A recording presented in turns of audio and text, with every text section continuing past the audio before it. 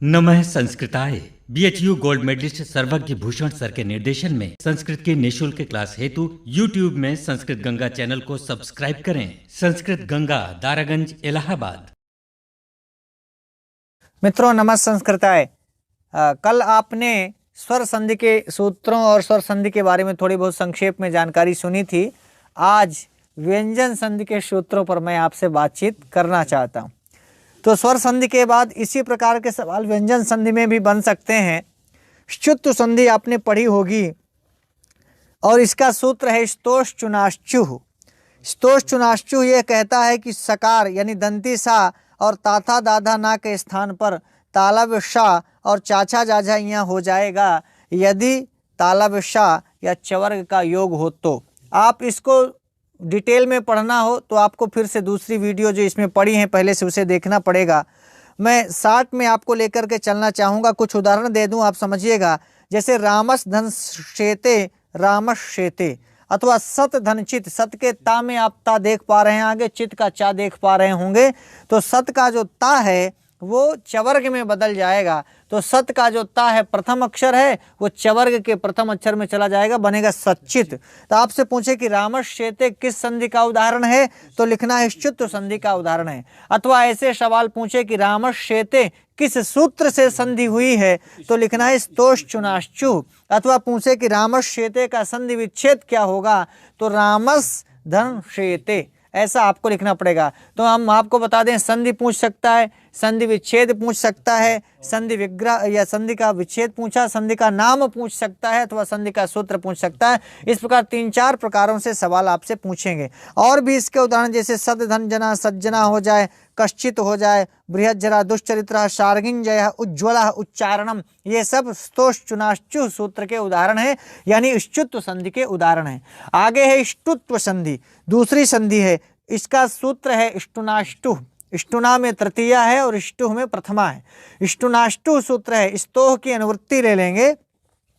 अर्थ बनेगा कि यदि सकार तवर्ग के स्थान पर शकार और टवर्ग हो जाएगा, यदि ष्टु का योग होगा तो, यानी शकार और टवर्ग का योग हो तो। अब स्तु क्या है? स्तु का मतलब हुआ सा और ताथा दाधा ना, और ष्टु का मतलब है शा। कौन? मूर्धन्य शा और टाठा डाढ़ा अणा।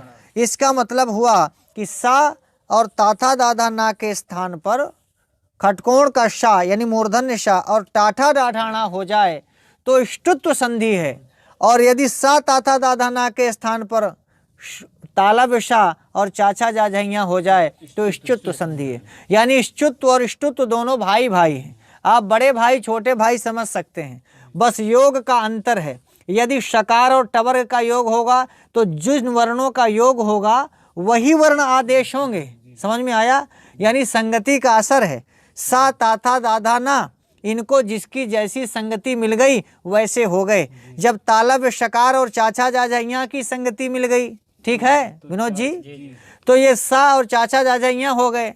और जब दंती सा और ताथा दाधा ना को मूर्धन्य शा और टाठा डाढ़ाणा की संगति मिल गई तो ये मूर्धन्य शा और टाठा डाढ़ाणा हो गए। यानी संगति भेद है, बाकी नियम वही फॉलो हो रहा है। वहाँ भी स्थानीय वर्ण सा और ताथा दाधा ना है, और ष्टुत्व संधि में भी स्थानीय वर्ण सा और ताथा दाधा ना ही है। यानी जब शकार तालव्य शा और चाचा जाझैया हो रहा है तो ष्चुत्व संधि, ष्चुत्व का मतलब होता है शा और चू, चू का मतलब चाचा जाझैया, और ष्टु का मतलब ही होता है शा, और टू का मतलब टू टवर्ग, टू टवर्ग का बोधक है टाठा डाढ़ाणा। तो जहाँ मूर्धन्य शा और टाठा डाढ़ाणा हो जाए वो ष्टुत्व संधि है, और जहाँ तालव्य शा और चू का मतलब चाचा जाझैया हो जाए वो ष्चुत्व संधि है। राइट हो गया? चलिए बाकी डिटेल में आप वहाँ पढ़िएगा, नहीं तो वीडियो बड़ा हो जाएगा, पता चलेगा कि यहाँ समझ नहीं आएगा। अब उदाहरण सुन लीजिए। तत् धन टीका तट टीका, रामस धन षष्ठः, रामस षष्ठः।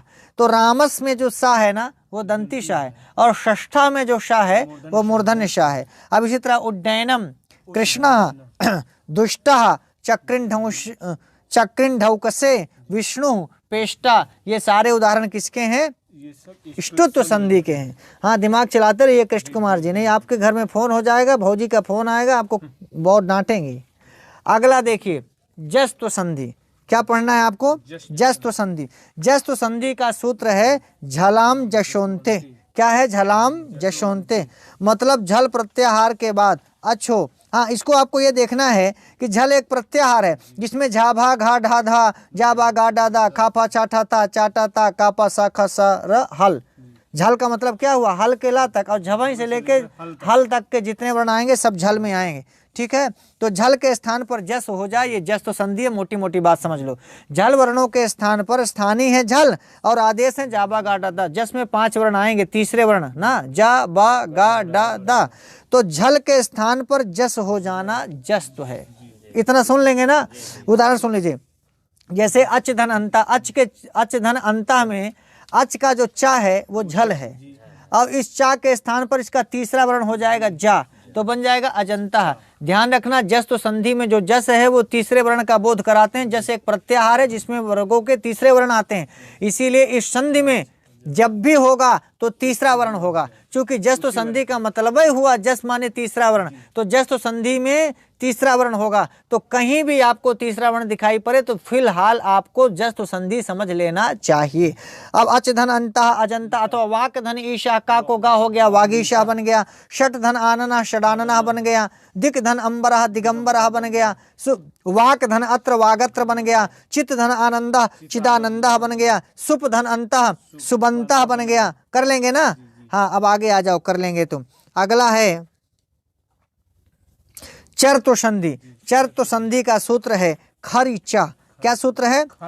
झल भी एक प्रत्याहार है जो भी आपको बताया, खर भी एक प्रत्याहार है, खाफा चाटा था चाटा ता कापा सा सा सा, खर यहाँ तक बनेगा। तो झल के स्थान पर चर आदेश होना, ये चर्तु संधि है। फिर से सुन लो, क्या? झल के स्थान पर चर्तु माने काचा टाता पर, चर माने प्रत्याहार, प्रथम वर्ण आते हैं चर प्रत्याहार, तो झल के स्थान पर चर हो जाए तो क्या होगा? चर्तु संधि। उदाहरण सुन लीजिए, सद धन कारः सत्कारः बन गया, दिग धन पालः दिक्पालः बन गया, सद धन पात्रम सत्पात्रम बन गया। ये सब चर्तु संधि के उदाहरण हैं। ठीक है, चर्तु संधि का सूत्र पूछे तो खरिचा लिखना है। और खरिचा किस संधि का सूत्र है? तो चर्तु संधि का सूत्र है, अथवा चर्तु नहीं होगा तो व्यंजन संधि लगा दीजिएगा, हल संधि लगा दीजिएगा। व्यंजन संधि का सूत्र है या हल संधि का सूत्र है, ऐसा आपको पूछ लेगा। अनुस्वार संधि में आ जाइए। अनुस्वार संधि का सूत्र क्या है? मोनुस्वारा। क्या बात है, फिर से बोलिए, मोनुस्वारा। पदांत माँ के बाद कोई भी व्यंजन आए तो माँ के स्थान पर अनुस्वार हो जाए, यही अनुस्वार संधि है। ध्यान रखिएगा, संधि में जो वर्ण आदेश के रूप में हो रहा होता है उसी के नाम पर संधि का नाम पड़ जाता है। देखिए, चर तो संधि में चर आदेश हो रहा है तो चर तो नाम हो गया। जस तो संधि में जस हो रहा था तो जस तो संधि हो गई। इष्टुत संधि में इष्टु हो रहा था इसलिए इष्टुत संधि हो गई। इष्टुत संधि में इष्टु हो रहा था इसलिए इष्टुत संधि हो गई। तो अनुनासिक अनुस्वार संधि में अनुस्वार हो रहा है इसलिए अनुस्वार संधि हो गई। सूत्र है मोनुस्वारा, याद रखेंगे। अब देखना, मोनुस्वारा जैसे हरिम धन वंदे है, हरिम का माँ हलंत है, माँ है। अब आगे वंदे का वा आ रहा है यानी हल वर्ण व्यंजन वर्ण आ रहा है, तो हरिम का जो माँ है ये अनुस्वार बन जाएगा। और जब अनुस्वार बन जाएगा तो हरिम के राग में जो ई है उसी के पास बिंदी के जैसा ऊपर चला जाएगा, यानी मकार चला जाएगा। किसके रूप में? अनुस्वार के रूप में। वाह, क्या बात है, दिमाग आज ज़्यादा चल रहा है कृष्ण कुमार का। हाँ ठीक है, इसका मतलब अब पास होने की कगार में है। त्वम धन करोषि, त्वम का जो मकार है आगे करोषि का का आ रहा है, का व्यंजन है, तो नियम ये कहता है कि पदांत मकार यदि आगे व्यंजन वर्ण आए तो पदांत मकार अनुस्वार हो जाए। यही ना है? बोलिए, यही नियम है। तो त्वम का मकार क्या हो जाएगा? अनुस्वार बन जाएगा, और अनुस्वार माँ बन जाएगा तो वाक्य ऊपर जाके बिंदी बन के बैठ जाएगा। कर लेंगे ना। इसी तरह रामम भजामि, जलम वहति, धनं यच्छ, दुखम सहते इत्यादि बहुत सारे उदाहरण है। अब आगे बढ़ जाइए, नहीं तो इसी में पड़े रहेंगे। तोरली संधि, तोरली संधि ये कहती, तोह मतलब तवर्ग के बाद ली मतलब लावर्ण आए तो पर सवर्ण हो जाता है। पर सवर्ण माने पर में जो वर्ण है, तो पर में वर्ण है ला तो क्या हो जाएगा? ला हो जाएगा। पर में वर्ण क्या? पर सवर्ण संधि, इसी को पर सवर्ण संधि भी आप तोरली संधि में तोरली सूत्र कहता है कि ता वर्ग के बाद ला आए तो पर सवर्ण हो जाए। अब इसको हाँ उदाहरण सुन लेना, ता वर्ग में ताथा दाधना आएंगे और पर में वर्ण है ला, तो ताथा दाधना के स्थान पर वर्ण जो ला है उसी के समान वर्ण हो जाएगा, तो क्या हो जाएगा? ला हो जाएगा। पर में वर्ण ला है ना। अरे अभी आप जो पररूप पढ़ रहे थे, बाद वाला, हाँ बिल्कुल बाद वाला, सही बात है, पर ना बोलिए, बाद वाला बोलिए, अब सही हो गया। तो बाद में वर्ण क्या है? ला। ला है। तो ताथा दाधा ना ये पूर्व वर्ण है, बाद में है ला, तो ताथा दाधा ना बदल करके ला हो जाए, यही है तोरली संधि। अथवा आगे उदाहरण देखिए, उद धन लिखितम, उद के उद धन लिखितम है, तो उद का दा है ना पूर्व में, दा, ताथा दाधा ना का कुछ होना चाहिए तो दा है। अब ये बाद में क्या है? ला है। यदि बाद में ला नहीं आता तो दा को ला नहीं होता, इसलिए दा भी ठीक है, तो दा भी क्या हो गया? अरे वाह, क्या बात है, क्या बन गया आएगा? उल्लिखितम। और उद धन लेखा हो जाएगा तो उल्लेखा। उल्लेखा। बाद में ला आ रहा था, पूर्व में दा था, दा को ला हो गया, क्योंकि बाद में ला था इसीलिए दा को भी, तवर्ग को भी लकार हो गया, यही है तोरली संधि। तो उद धन लेखा क्या बन जाएगा? उल्लेखा। तद धन लया तल्लया, तद धन लीना तल्लीना। वाह, विद्वान धन लिखति विद्वान लिखति, कर लेंगे ना। जगत धन लियते जगल लियते। आगे चलिए, बस आखिरी संधि है पर सवर्ण संधि। सूत्र है अनुस्वार से यही पर सवर्ण, अनुस्वार से। अब पूछ लेगा पर सवर्ण संधि का सूत्र क्या है? अनुस्वार से यही पर सवर्ण। अथवा पूछ लेगा अनुस्वार से यही पर सवर्ण, यह सूत्र किस संधि का विधान करता है? तो पर सवर्ण संधि का विधान करता है, ठीक है। अब देखना, अनुस्वार के स्थान पर सवर्ण होता है यदि यह प्रत्याहार का वर्ण बाद में आए तो यह भी एक प्रत्याहार है, ठीक हो गया, जो हायवरट के या से शुरू होगा और कपय तक जाएगा, कपय तक। बोलो हाँ, हाँ, तो बिल्कुल सही। आप इसको ऐसे कह सकते हैं कि केवल शाखा साहा को छोड़ दिया जाए तो सभी स्वर य में आते हैं। बोले हाँ भाई, हैवरट का है छूट गया, और कपय तक आया तो सक्सर और हल छूट गया, तो तीनों प्रकार के सा और हा छूट गए, तो यह में सारे व्यंजन आ गए, ठीक हो गया। अब देखना, अब पर सवर्ण संधि यही कहती है कि यह कि गम धन गा, यही कहा ना कि अपदांत अनुस्वार के बाद।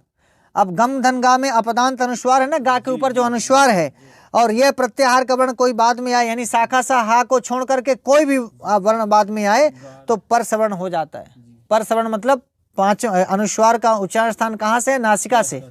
तो कवर्ग में नासिका से उच्चरित होने वाला कौन मिलेगा? अंगा। तो इसीलिए गम धन गा को क्या हो गया? गंगा। गम धन गा को क्या हो गया? गंगा।